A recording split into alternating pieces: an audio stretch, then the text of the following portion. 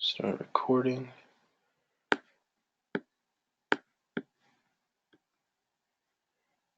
All right. Okay, so as I mentioned, welcome to the first live coaching call of EEA Masters for the second launch. Today is Monday, March 7th, and we will be covering a few things in this live coaching call. Before we get into anything, first of all, I want to give a big thank you to all of you who are attending live. Again, as I mentioned, anytime before I do any live session or webinar or training, I really do appreciate you attending live, because it's not easy to take time out of your own busy schedule and attend live. Most people will say, oh, I'll just attend this later, but again, you took out the time to specifically be here right now, so I really appreciate it, and I want to say thank you to you. So in this coaching call, what are we going to cover? First of all, we're going to cover for the first minute or so just different mediums of support. Some of you had questions with regards to how to contact me or how to get some support. If you have a question or concern that you need addressed, what's the best way to go about doing that? And then I'm going to show you 18 products that you can sell today that make at least 10 sales a day. So this is actually a live training that I did for marketing purposes or promoting purposes for this course as it was launching just in the past couple of weeks. And some of the members may not have seen this. So if you had signed up before I did this training, the live one, which I did a few days ago, or if you're an existing member, if you signed up for the EEA course like in October when it first launched, or November, then you may not have seen this. So I really just want to highlight these 18 products, because I know that most of you or many of you are still in the product selection stage. And I hope that giving you this list of 18 products, you can at least maybe use a few of these on your own product opportunity spreadsheet, and then you can narrow it down from there. So I think that'll be pretty great for you. I'm going to go through that part fairly quickly, because again, the live training, I've done it, and I'm actually going to post that full live training in the EEA members area very soon as well. The next thing I'm going to cover after that is how to build your own list. So I haven't done a training on this, and this may not make sense to you right now, but it will once I actually get into it. So how to build your own list for your customers and for your business. You're basically your own email list, and we'll discuss how to do that. And again, I've never done this for you guys, or it's not even part of the training. So I'm going to be adding this into the EEA training. Once it's recorded, I'm going to be posting it. So that should be good for you guys. And then we're going to go through some submitted Q&A, and then finally we'll go through some live Q&A based on everything we will have gone through by the end of this training. So agenda item number 1, EEA support. What are the ways to get support for this course or for this training program? Number 1, the Facebook group. Okay, so hopefully all of you have already been added to the Facebook group, and if you have, you can see many posts, many discussions and comments and whatnot. There's a lot of interaction and engagement there, and so this should be your primary source of getting support for any question or concern that you may have, not only because I see the questions and concerns that you post, but also because all of the other students see them as well. Okay, so this is the place you want to post your questions and concerns, because there is very likely someone who's already gone through the same experience or incident or whatever that you're facing, the challenge. Most likely someone has already gone through that or is going through that and can help you get through it yourself. Number 2, the weekly live coaching call. So this coaching call itself is a means of support for you, because we're going to have 5 of these. This is only the first of 5. And this is an excellent opportunity for you to ask your questions, to voice your concerns and whatnot, and to provide feedback on a weekly basis for these first 5 weeks, because this is the most important time for you to be able to ask questions and concerns. And there's no better time or way or method in these first 5 weeks than to submit your question or concern for the live coaching call, so that I can address it live, because you don't get that opportunity for me to address something live and kind of have that discussion and interaction with you, live, I guess. So take advantage of that. Number 3 is email. So if you have a specific question that maybe you posted in the group first and no one answered, or no one was able to help out, or even I saw it but I didn't kind of respond or whatever, then the next step would be to email me directly with your question or concern, and I can respond and take it from there. ETA, someone asked, what's the approximate time that we should expect you to give a response? It does depend to a certain extent on the complexity of the question and whatnot, but generally I would say 48 to 72 business hours, which is 2 to 3 days. And business hours means that you don't include the weekend. So if you send me an email on like a Friday night and my weekend is Saturday, Sunday, then expect a response by like Tuesday or Wednesday. Hopefully that makes sense. And then the final thing I'd like to mention with regards to EA support, do not Facebook message me. That is not a professional medium of support, and it's not easy to keep track of everything through Facebook messages either. And so I highly advise you not to message me on Facebook. I will, it's just not easy to keep track of things, and it's very easy to read a message or see a message and then forget about it later on, because especially I get a lot of messages on a daily basis. So it's better to email me or to use one of the other three mediums of support that I listed here, rather than messaging me on Facebook. All right, so that was support. Agenda item number 2, 18 products that you can sell today that make at least 10 sales per day. Like I said, I'm going to go through this fairly quickly, but I want you guys to be able to, have this list in front of you and accessible to you, so that, when you are going through your product research and selection, you can use this as a template, or at least you can put a few of these on your list. And don't worry about other people doing the same products, because 18 products is a good number of products, and not everyone will even consider all of these. They'll consider only some of them, let's say 5 or 6 of them. And even those 5 or 6 aren't going to be the same ones, or some of them might be the same, but most of them won't be the same as the ones you choose. And also, the one that they eventually pick will very likely not be the exact same one that you pick. So I wouldn't worry about other people doing the same product, or you having to compete against another student with a certain product. The other thing is, it doesn't necessarily mean that you're even going to end up choosing one of these 18 products. When you actually put it on your list and you narrow it down, you may actually find that one of the products that you found yourself is better than any one of these products that I have given you, or that I'm going to give you right now. And so it's better, or that wouldn't be a big concern in my opinion. All right, so again, I'm going to go through this fairly quickly. 4 products per slide. So the first product is an airplane seatbelt extender. Great BSRs. The competition in the market is average. The profitability is great, because the selling price is $15 to $18. And then in terms of ease, and again, you'll notice that demand, competition, profitability, ease, these are the 4 criteria that we discuss and that I present in module number 2 of the course. And so that's why these 4 things are kind of the bullets under each one of these products. So the demand is great, competition is average, which is perfect, because you find a product that has good demand or above average demand that has a limited amount of competition. Generally, the more demand that you have, the more competition that you have. And again, you have to find a fine balance between those 2 things, right? It's very unlikely that you'll find a product that has extremely high demand and low competition. That's like the dream of someone who's looking for a great product. That would be like the perfect product to find. But again, that's very impractical and unrealistic in most cases. So you want to at least try to find a product that has good demand, not like amazing demand, but at the same time doesn't have an extremely high level of competition. It's around average. So you want to find that balance there. So this product is actually a good balance, I believe, in between those 2 things. It's average competition, but it has very good demand.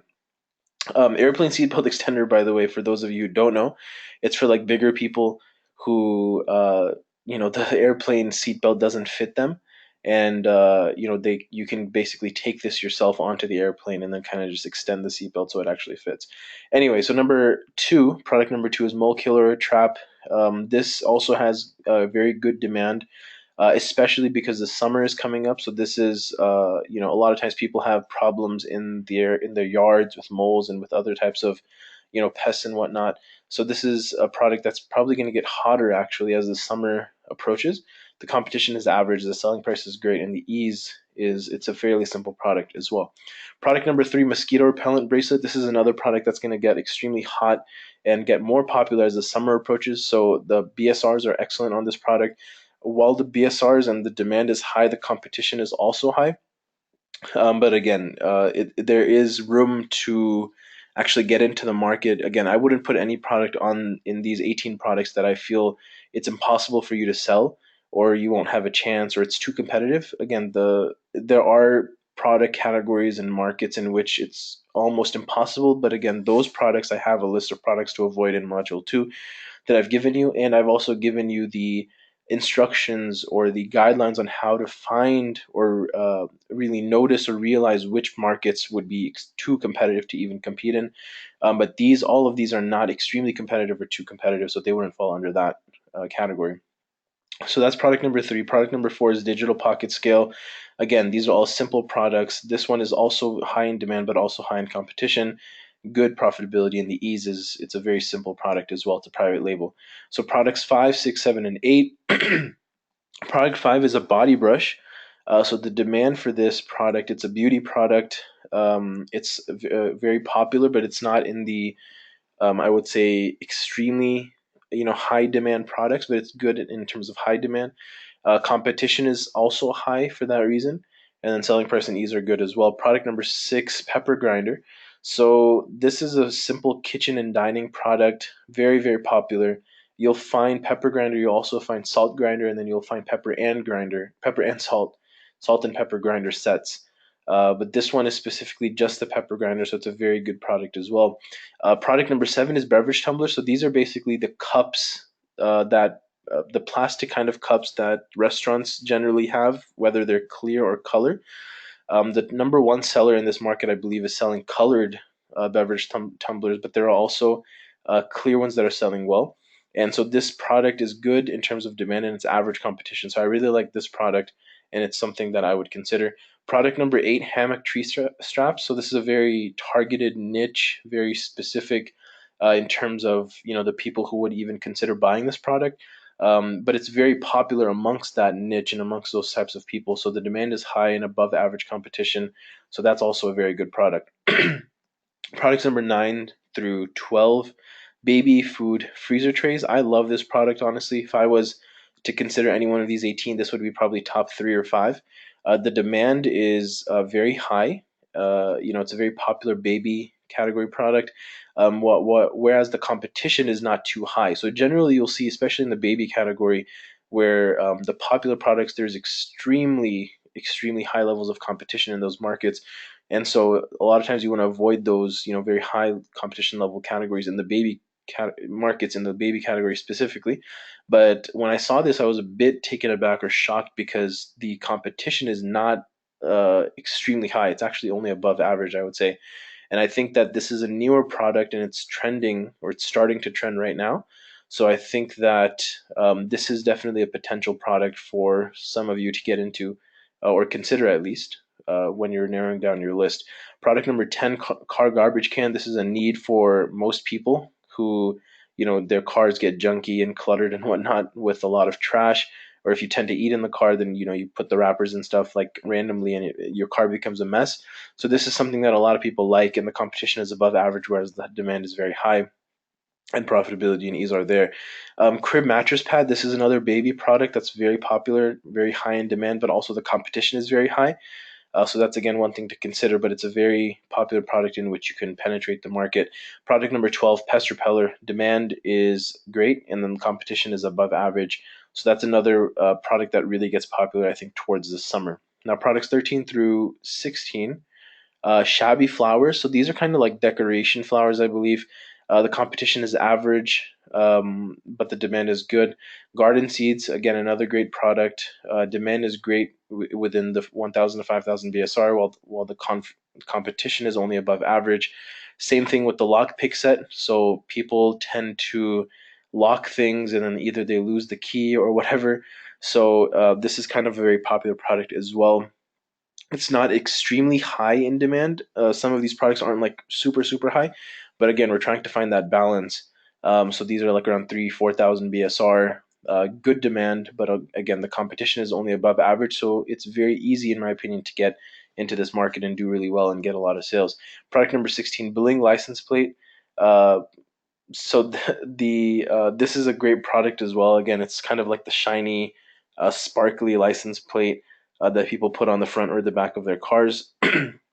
So it's also a very good product in terms of demand and competition and profitability and ease. And then the final two products, number 17 and 18, You have the universal travel adapter. So this is an extremely popular product, especially for those who travel all the time. Instead of having to buy a new adapter every time you go to a new country that has new plug, holes or whatever, you just have a universal one that you take with you everywhere. So this is very popular. And then product number 18 is a chef knife. The demand is very high, but also the competition is very high for this final and 18th product. So now before I continue, I want to see if you guys have any questions on any one of the products or regarding anything that we've discussed so far. And if not, then we'll continue. So is there anyone who has any concerns or questions? Is everything going smoothly so far? Okay, so BSR, again, this is mentioned in the course. Someone asked, what is BSR? So BSR is bestseller rank, and that is the rank of a product within a specific category. So every category, let's compare two categories, kitchen and dining and cell phone accessories. There are products in kitchen and dining that are assigned values from 1 through, let's say, a few 100,000. However many products there are in that category, each one has a rank, and the closer that number is to 0, the better selling that product is generally. And that scale from 1 through hundreds of thousands exists for every single category on Amazon. So kitchen and dining has its own BSRs, cell phone accessories has its own BSRs and whatnot. And you can't compare two products within two different categories and their BSRs. So you can't say that a product in cell phone accessories that has 1,000 BSR is better than a product that's 1,500 in kitchen and dining. Like, you can't really compare those two, right? You can just say that, okay, one has a higher BSR in its respective category, but you can't really compare those two because they're in two different categories. So you only compare two products and their BSRs within a respective category, not across different categories. Okay, hopefully that made sense. It's basically the rank of a product based on its recent sales in a specific category. Any other questions before we move on? Okay, cool. All right. So the next part of this presentation is what I'm most excited about because, again, like I said, I haven't presented this topic yet. It's not part of the course either, but I'm going to add it once it's recorded here today. So the next part of this presentation is agenda item number 3, how to build your own list. So what does it mean to build your own list? First, we must understand that those who from us on Amazon. Okay, hold on, that didn't make any sense. Who buy from us? Yeah, that was weird. Okay, let me redo that. Okay, so how to build your own list. What does it mean to build your own list? First, we must understand that those who buy from us on Amazon are not our customers. Rather, they are Amazon's customers. So a lot of times we think that, hey, people are buying from us, people are buying my product, those are my customers. But according to Amazon, though, we are simply selling products on behalf of Amazon, the company, the marketplace, and they are still Amazon's customers. Okay, that's something very important that you have to realize and internalize, that they aren't your customers. And what does this mean? So they are Amazon's customers. That means that we don't have their email address. That's a very big thing. We don't have their payment information, right? When you have your own customers, their information, such as their name, their email address, and other information, we have that. Whereas in this case, we don't. Also, we don't have their payment information, right? So these are all indications that they aren't really, if you think about it, our customers, they are Amazon's customers. Also, because we don't have their email address, we don't have their payment information, the third thing that we see is that we can't send them external or third party links. Okay? So if you ever want to message a customer or you want to send them an email, Amazon does not allow you to send them external or third party links. So you can't send them to your website, you can't send them to any other page, even another Amazon listing necessarily you can't, because, for example, let's say you're trying to promote your other Amazon product. If you have more than one product, you can't even necessarily do that. Okay, that's how strict Amazon is in terms of what kinds of links you can send in messages and emails to customers, because again, they're not your customers, they're Amazon's customers. So Amazon has very strict guidelines and rules with regards to this. So for example, if we launch a second product and we want to promote that We want to promote it to our customers who bought our first product, okay? So let's say we launched our first product, we made a few hundred sales. Now we're launching a second product. How will we do it, right? How will we launch that second product if we want that launch to have promotion to our existing quote unquote customers who bought our first product? How will we do it? There is no easy, simple, or effective way to do it, right? Because we don't have any form of information about our customers who bought the first product so that we can promote our second product to them. And that's a problem, right? There's no easy, simple, or effective way to be able to do that. And the solution to it is to build your own list. And primarily because, again, we don't have the customer's email addresses. So, what does it mean to build your own list? We are trying to capture our customers' email addresses somehow so that we can communicate with them directly. Okay. And the benefits of building your own list, you build relationships with your customers, you do product launches on your terms. So, like I said in the example, if you have a second product coming out or a third product coming out, and you have a list of email addresses that you've captured from customers who bought your first product or your second product, now instead of even going to the traditional methods or the typical methods of launching, for example, doing giveaways, on sites such as Shop with Reviews and Thomason and other sites, you can actually just go to your own list and say, hey, we have this product that we're launching right now. It's a new product. You purchased our first and second products. We'd love for you to, we're going to offer you a steep discount. Instead of, let's say $19.99, you're going to get the product for $4.99.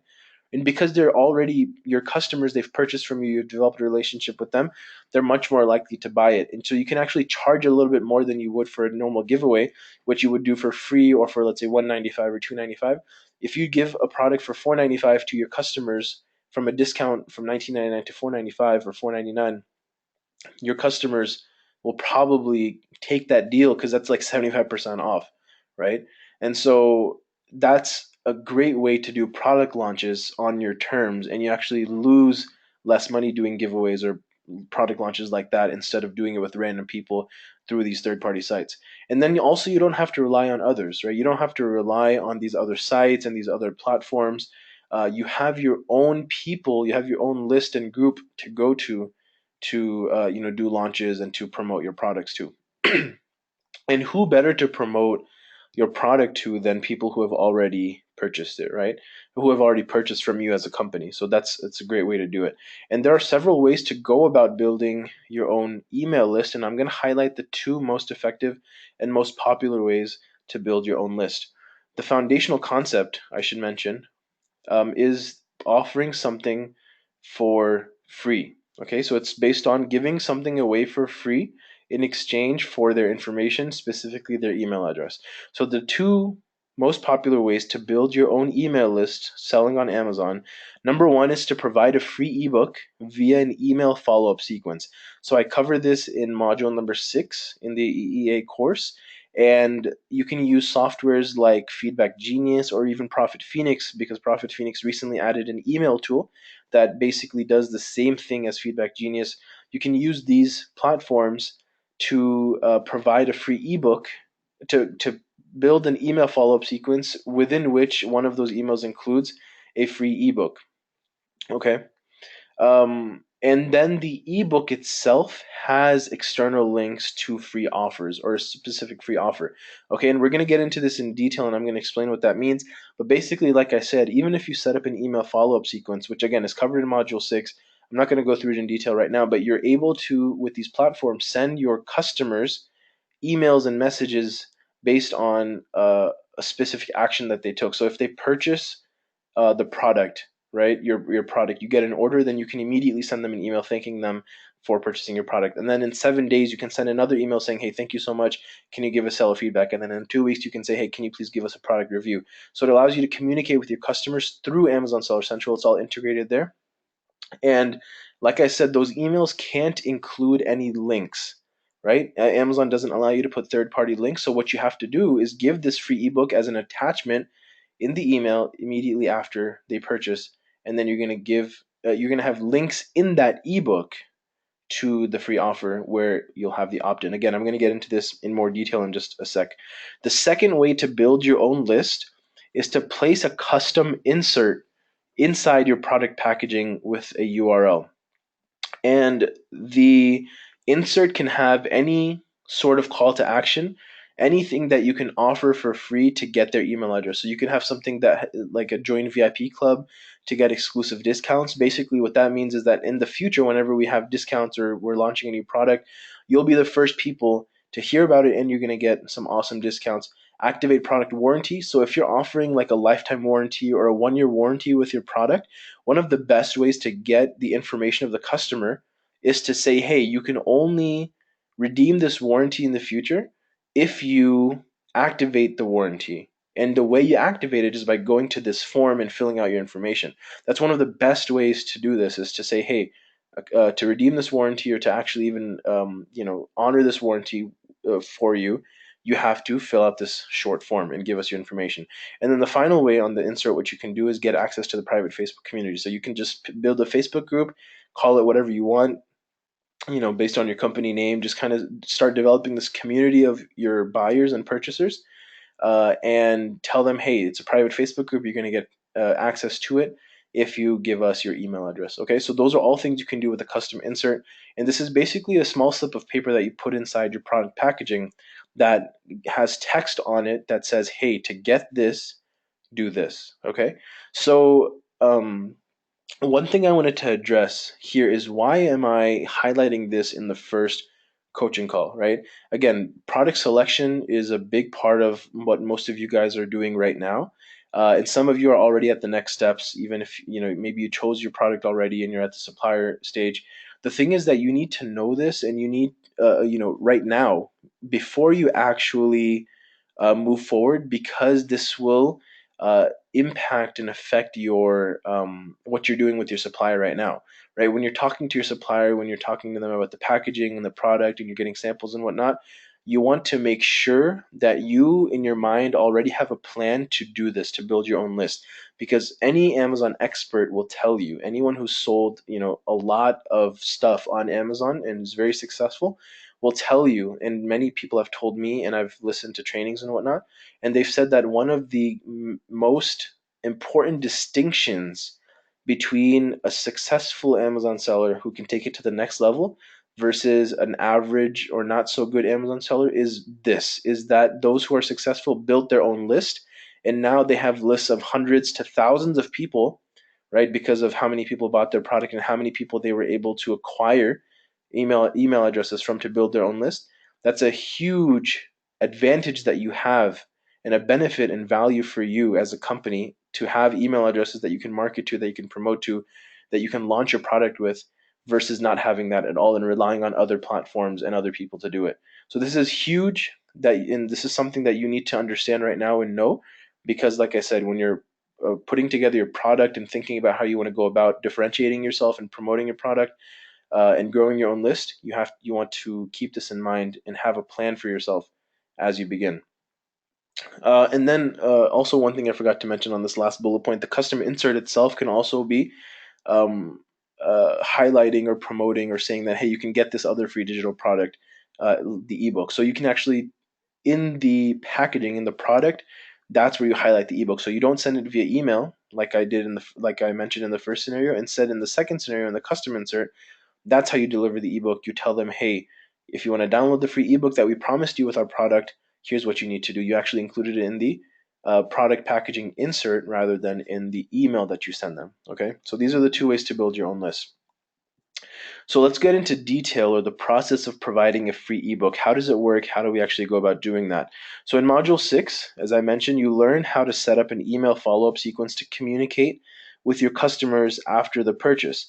The software integrates directly with your Amazon Seller Central account. So the software, again, it could be Feedback Genius, it could be Profit Phoenix. Any one of those platforms will integrate with your Amazon Seller Central account directly, so that you can send messages and emails to your customers after they purchase. You still don't have the customer's email address, right?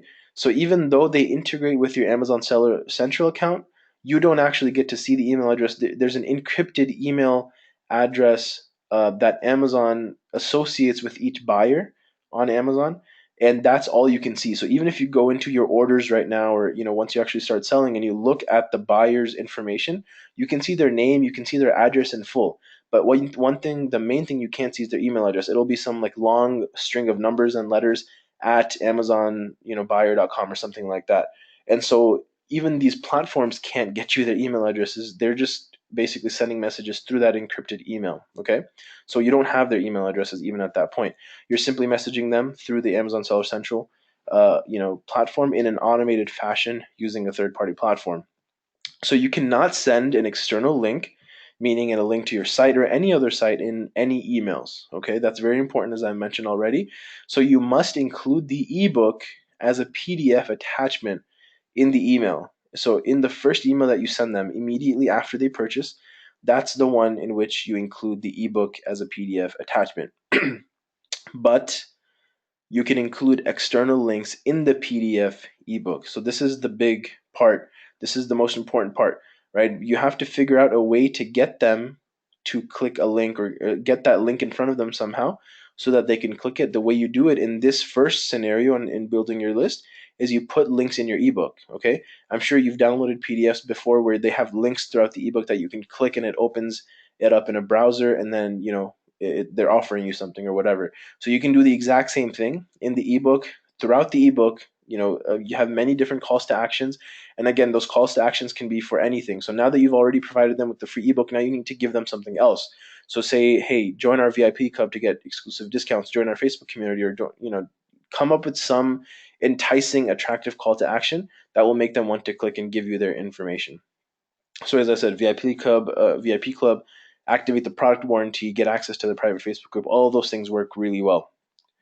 Whatever the free offer is, though, the customer must enter at least their email address to obtain it. How do you obtain their email address, though? How do you do that part? You use what's known as an opt-in form. Okay, so the simplest platform, in my opinion, to do this is Mailchimp. And what you would do is you would use MailChimp to create the opt in form, and it can be as simple as just the email address. Once you create it in MailChimp, you simply embed that form somewhere on your website.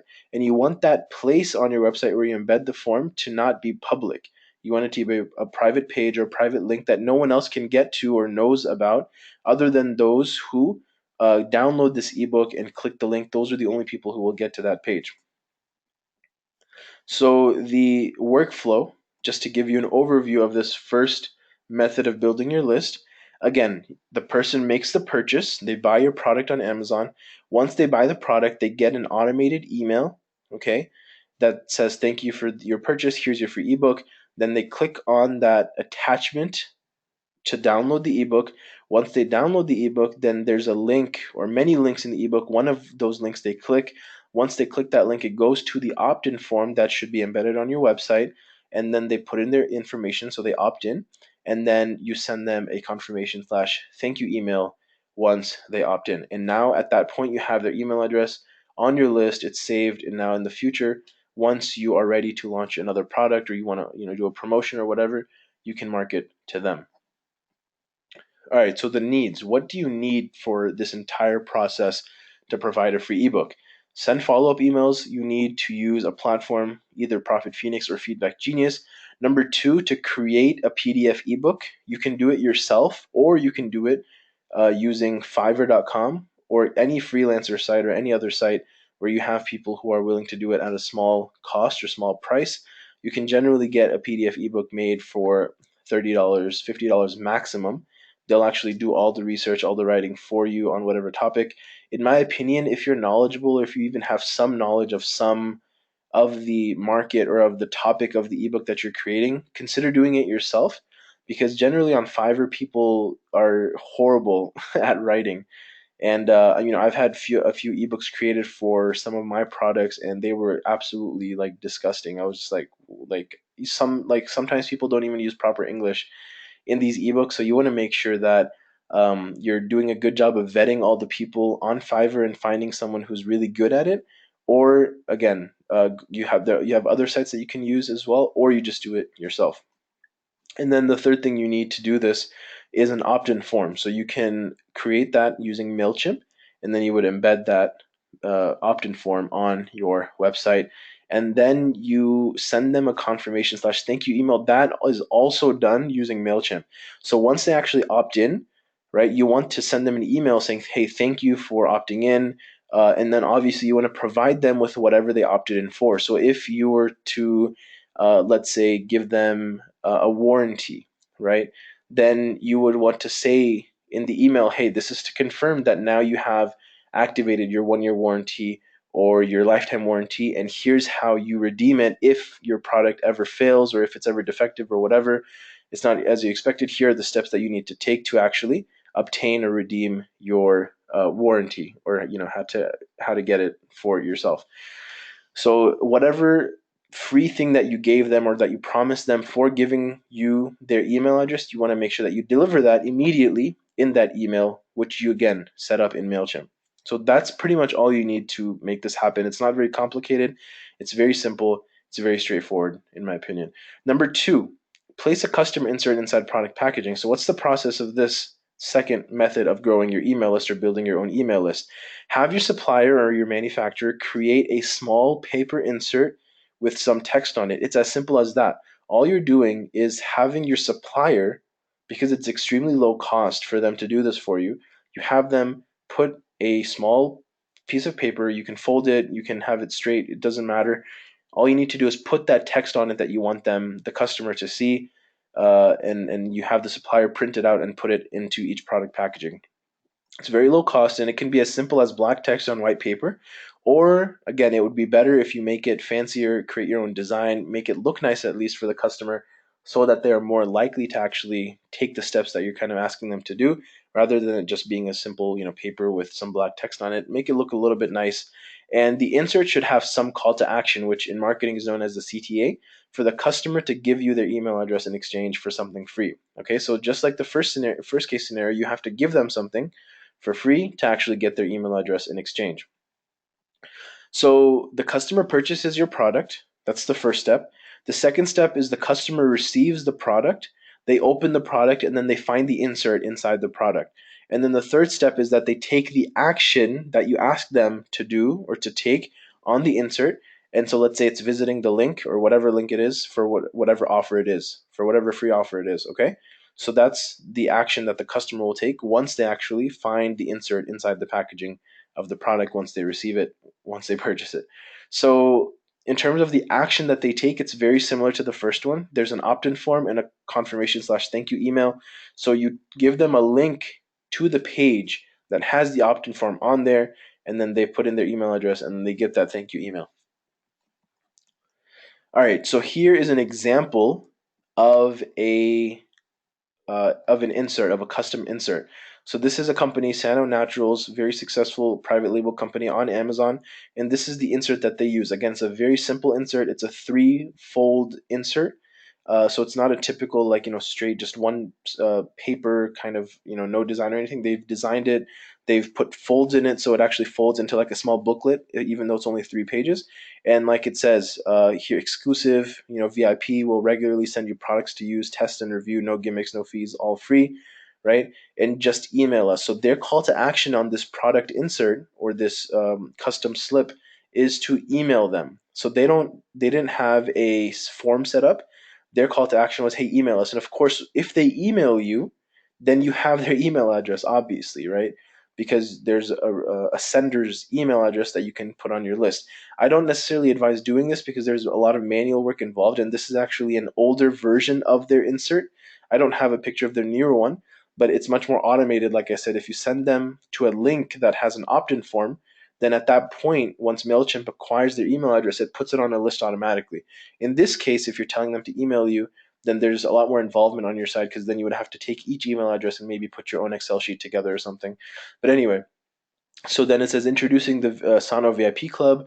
This club is made up of customers like you, no strings attached. We're just going to send you free products to test and review at no extra charge. So this is implying that, hey, we're going to release new products in the future, and we'd love for you to be on this in this VIP club so that we can send you offers to test our products out for free when we launch them. How does it work? It's simple. We send you free products to try out. You write a review detailing your experience, and as a thank you, you keep the product. Okay. So this is awesome in terms of the 3 simple steps laid out, because it's telling them that one of the conditions of receiving this free product is that they have to write a review. Okay, so this is a perfect alternative to launching your product and doing giveaways on sites such as Shop with Reviews and Thomason, as I explain in module number 7 in the course.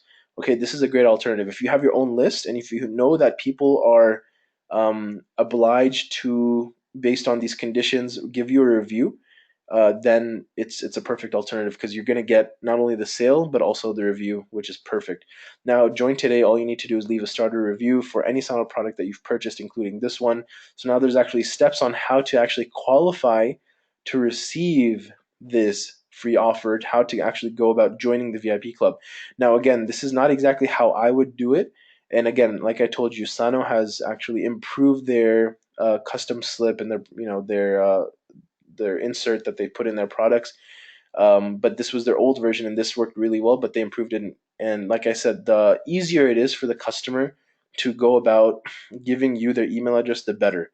Right? There are actually too many steps, in my opinion, in this product insert for the customer. They have to not only leave a review, but then they have to email them.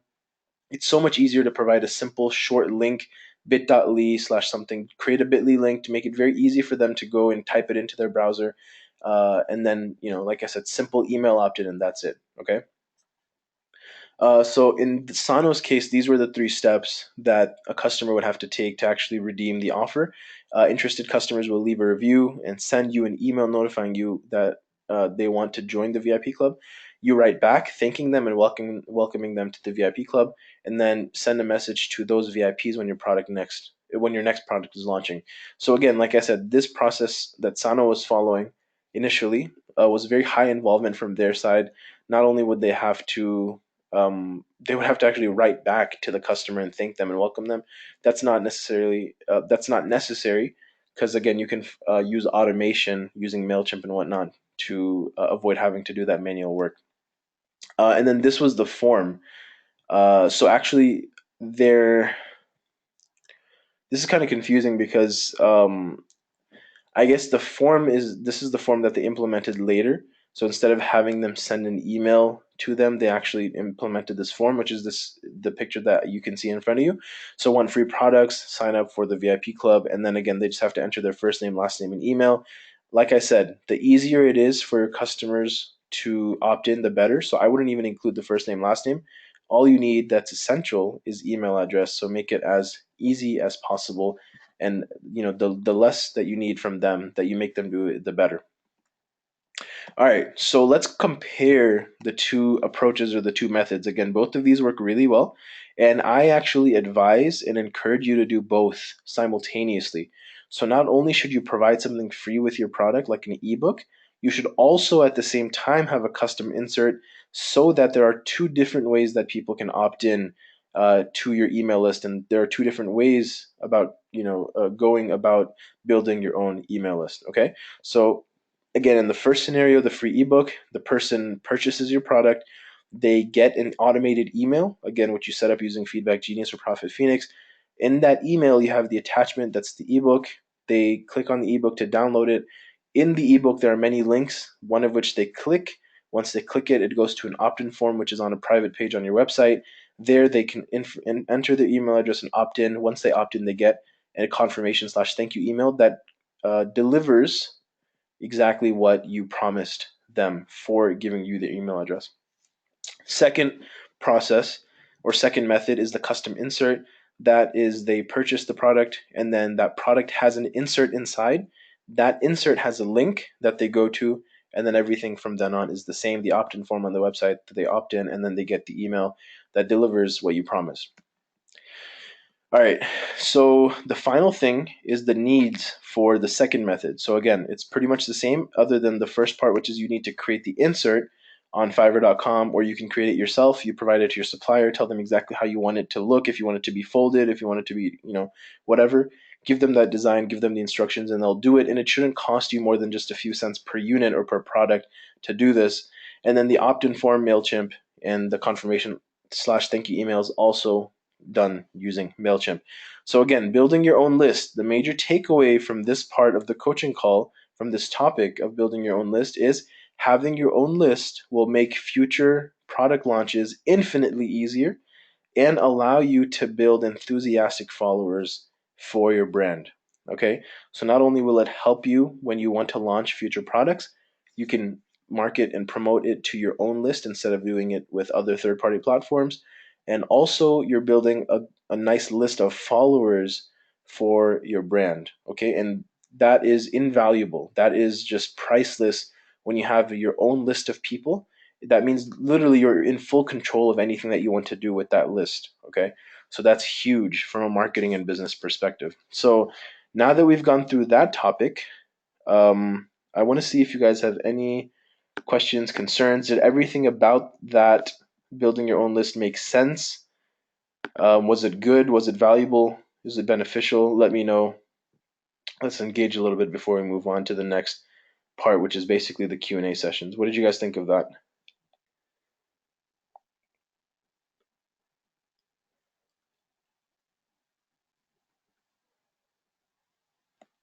Okay, so how many of your customers would you expect to take the call to action and eventually give you their email address? That's a very good question. What's the conversion rate? I think it's different on each method, but overall, on average, generally you're looking at like 3 to 5%. It's not a very large percentage, but again, if you consider the number of sales that you're doing, if you're doing 10, 15, 20 sales a day on Amazon, that's like 300 to 600 sales a month. And if you even get like 5% of 500 people, I mean, that's a pretty good, 25 people a month on your email list. That's not bad, honestly. Right. And again, hopefully you're even doing more than that. The more sales you're going to do, the higher number of people obviously you're going to get if that percentage stays consistent. But yeah, so it's not a very high percentage. I mean, if you even get to somewhere around 10%, that's insane. But generally, you're around 2 or 3 to 5%, no more than that. Generally, someone has a question. Among the 18 products that you chose, many of them have high competition. However, you said that we should avoid the high competition products. Not necessarily avoid the high competition products, you avoid the extremely high competition products. So by extremely high, I mean markets in which there's almost no chance for you to penetrate the market. There are major brands, major sellers that have thousands of reviews. Listings are optimized throughout the market, right? Those are the kinds of products and markets that you want to avoid. None of the 18 products that I showed you, even though some of them had next to competition high, that doesn't mean that it's so high that you can't penetrate the market. Okay, I made sure of that. So that's what you should also be aware of in your own market research and product research, is that just because the competition level in a market is high doesn't mean it's impossible to sell in that market. There are specific indications for a market that you want to keep in mind or look out for, that will show you if the product market is way too competitive. But in these cases, it wasn't way too competitive. It was only competitive, highly competitive.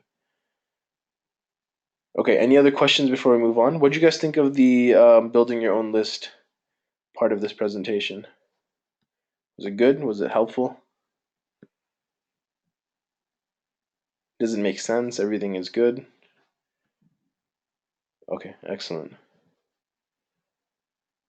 Okay, awesome. All right, let's move on to submitted Q&A.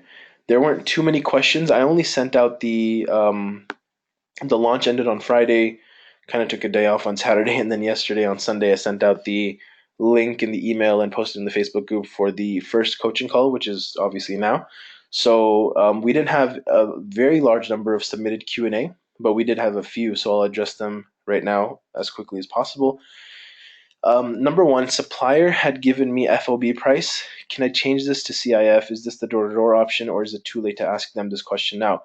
First of all, it is not too late, in my opinion. You can ask them to, for other shipping options, because that you can, if obviously if the products haven't been shipped already, then you still have time to be able to adjust that or get that changed. So it's not too late. Ask for FOB door to door. So you want to ask for the door to door shipping price. That's FOB. Door to door is important because it implies that everything in between, from the supplier to the delivery to the destination, is taken care of by the supplier. So you want to make sure that, hey, talk to your supplier, communicate with them very clearly and upfront, and be like, hey, basically, I want the shipping option that uh, makes you responsible for getting the product from your warehouse all the way to the Amazon warehouse in the US. What is that option? How much will that cost? And I want you to include all the customs and duties and all that stuff that comes in between on the ports. Make sure that's all included and give me that shipping rate. What is that? And then you don't want to seem desperate at the same time, especially if you've already gotten a quote from them and you've kind of agreed on it, and now you want to kind of change it for whatever reason. You don't want to seem desperate, or at least to them, you don't want to seem desperate, because otherwise they will overcharge you if they know that you're in a situation where you want to change this, and you really want to do it or whatever. Then they'll be like, okay, yeah, we can overcharge this person because whatever. So you don't want to seem too desperate.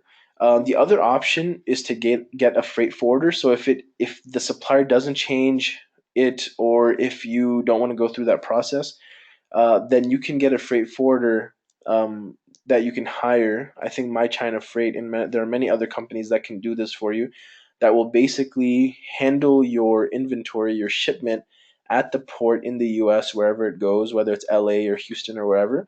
And they will handle and make sure that your inventory, your shipment goes and gets from the port in the US to the warehouse or warehouses in the US for FBA, Amazon FBA, that it needs to get to.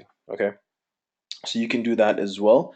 That might actually be a little bit cheaper if you go directly with your own freight forwarder, but in my opinion, it's best to have the supplier take care of everything on their side, regardless of what the cost is, which hopefully shouldn't be too high. Just because, especially if you're just starting out, in my opinion, that's the best way to go. Number two, where should or is the inventory inspected? I'm not a U.S. resident. Can you elaborate on this further, please? So, if you're not in, first of all, if you're not in the U.S. and you want your inventory inspected, one thing I'd like to note is that you don't necessarily have to have your inventory inspected. That's kind of just an additional measure that you can take to ensure that everything is as expected, but it's not essential, in my opinion. It's not necessary. It's not like you have to do it. Okay, that's the first thing I just wanted to mention. Most people don't actually have their inventory inspected, even if they're not in the US. They basically have it shipped all the way to Amazon FBA directly without any inspection in between. Now, there are some stories and cases of people who have gotten burned because of that, because they didn't have it inspected, and there was something wrong with the product. And then obviously, because now the customers are receiving the product, you only find out about those problems from the customers, and that kind of messes up the product itself. But that's very minimal. The percentage of the cases to whom that has happened is very, very low. So in my opinion, it's not anything to worry about. To inspect the quality and everything else, one thing you could do potentially is have the supplier, once they are produced, let's say like one or two or five of your products, the final versions of your products, you can tell your supplier, hey, produce only 5 units and ship them to me. And I want to see how the final quality is, if everything is as I expected. And then once you check the quality, once everything is good, you can tell your supplier, hey, okay, go ahead and do the other 495 or however many units you have left, and tell them to ship all of those to Amazon FBA. Make sure that the quality of the production of the other 495 will be the exact same as the 5 initially, and make sure that the supplier knows, or you can put it in the clause, in the quote, in the invoice, that if the quality ends up not being the same, or if the customers start complaining about the quality, specific things that you made sure that would be the same as the sample or the 5 that you received, then supplier will be liable and they will give you credit for those. You can make those kinds of statements in the clause in the agreement that you do with your supplier, as long as of course they accept it as well. That can protect you to a certain extent. So there are other things you can do to also protect yourself, just in case something goes wrong with your inventory or it's not as you expected. In the case that you did want to go with inventory inspection, you could use services such as FBA Inspection, FBA Express, and there are others as well. Many out there that you can find on Google just by searching FBA Inspection or Inventory Inspection FBA, and you can find many of those on Google or online, companies that will do that for you. Number three, Amazon has split my inventory into 4 different warehouses, so I'm assuming this will be more costly in terms of getting the supplier to ship everything off there. Is there any way of reducing costs and getting it sent to one warehouse? Yes, absolutely there is. So there are 2 options. With any time you're shipping your inventory, the first option is to have your supplier ship to multiple warehouses. As the questioner mentions, this will cost more on the supplier side in terms of shipping that you're going to pay the supplier because obviously the smaller the shipment is, the higher the per unit shipping cost will be. Um, and so that's the first option, is the higher shipping cost on the supplier side because of shipping to multiple warehouses. Houses. The second option, which is the kind of the question presented here, is can we have Amazon, because when you set up a shipping plan in Amazon, most of the time what they do is they'll split it up into 2, 3, 4, or even more warehouses, and you have to go into each one of those shipping plans and generate the shipping box labels. So for example, if you have 500 units total and there's 10 boxes each with 50 units, Amazon may tell you, hey, ship 3 here, and 4 here. And for each one, they're going to give you, each of their respective shipping labels that has the shipping addresses for each of those 3 different warehouses. Now, what you can do in Amazon, you can change the settings to where the inventory placement settings change. So under settings, you go to Fulfilled by Amazon, you go to inbound settings, you click on edit, you go to inventory placement option, you click on inventory placement service, and then you click update. So what that will do once you take these steps is that Amazon will at this point charge you 30 cents per unit if you have them all shipped to one warehouse. So now what you need to do is compare the costs of each option, right? Does it cost more for you to ship them to different warehouses uh, and pay more for shipping on the supplier side, or does it cost more to pay 30 cents per unit to Amazon and not incur any extra or more shipping costs on your supplier side? Okay, so now you calculate both of those amounts, and obviously, whichever amount is lower, that's going to cost you less. That's the option you go with. Okay, hopefully that made sense. All right, agenda item number 5, live Q&A. So that's pretty much it for everything that was planned as part of this presentation. Now we'll go into some live random Q&A. If you all have any questions or concerns based on either anything that was presented here in this live coaching call or anything else that you may have a question about, whether it was in the course or anything else, honestly, related to Ecom Entrepreneurs Academy, let me know right now. We'll answer them and address them in the next few minutes before we conclude. For you, do you personally prefer the high competition product or the average one? That's a good question. I personally prefer the average. Okay.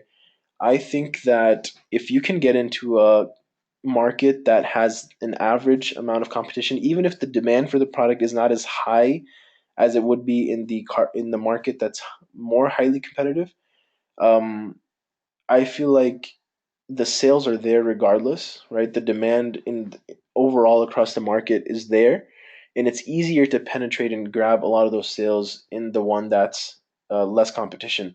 Just to give you a simple example, one of my clients that I helped out, I actually did. It was like a done for you product selection service. So I was like, I actually looked for products for him, and I chose one. And I was like, hey, this product, it's not the best in terms of BSR. It was like around 5 or 6 thousand. Low demand, or not low, but it was like average to low, below average, I would say. And the competition was nothing. Like literally, like there was almost no competition in the market. And I was like, if you can follow these strategies and get to the number one spot, for the main keyword search in this in this market for this product, then even though there's not a lot of demand, just because the competition is so low, you're just going to destroy everybody else that's in the market. There were only like 3 or 4 other sellers in that market for that product, and so surely enough, in about 3 or 4 weeks, or even 2 or 3 weeks after he launched, and he did some giveaways and followed the strategies that I've outlined in the course, he started doing 40 sales a day at one point. Or he got to like 15 sales, 20, 30. He got in, and during 1 week he got up to like 35, 40 sales a day for that product. Okay, so that's why, in my opinion, I've seen that, you can go for, in my personal opinion, for my own preferences to go into markets that don't have that high level competition, but they have a below average to average demand. Just that's again just my personal opinion. Many people would not agree. Many Amazon experts or selling experts would not agree with that. They would say that go into markets that have a broad demand, a high broad demand, meaning that there are many sellers already. The product is selling really well just because the demand is proving that. And then you're just kind of grabbing some of the market share. You're not going to be one of the major sellers or the top seller. You could potentially get to that spot, but it's very difficult. And even if you're like third, fourth, fifth spot or a seller, in that market, you'll still get a good number of sales. Again, it's preference. Both approaches work really well. My personal preference is to go for markets that have lower competition and higher, with also lower demand. Do you have any tips on getting a better quote from the supplier other than reminding them that you will be placing repeat and larger orders in the future? That's a good question.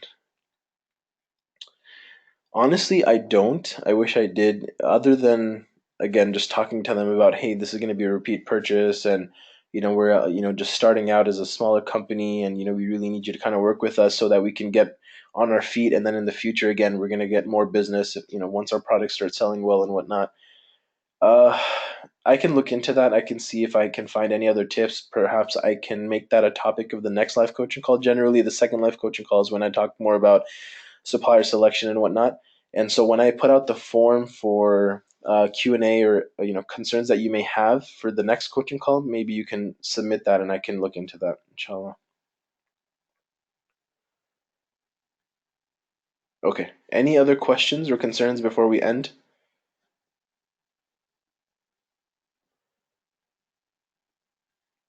All right, I'm gonna wait another minute or so before I conclude. But while I'm waiting for this final minute, again, I just want to really thank you and extend my appreciation and gratitude to all of you who took out time from your busy schedules and days and weeks to attend this live coaching call. I hope it was beneficial, especially the topic about building your own list. That's extremely important. And again, as you go about creating your first private labeled product to sell on Amazon, really think about how you're going to build your own list, because believe me, that will offer you such a huge advantage as you build your brand, as you build your business, if you have your own list to market to and promote to all the time.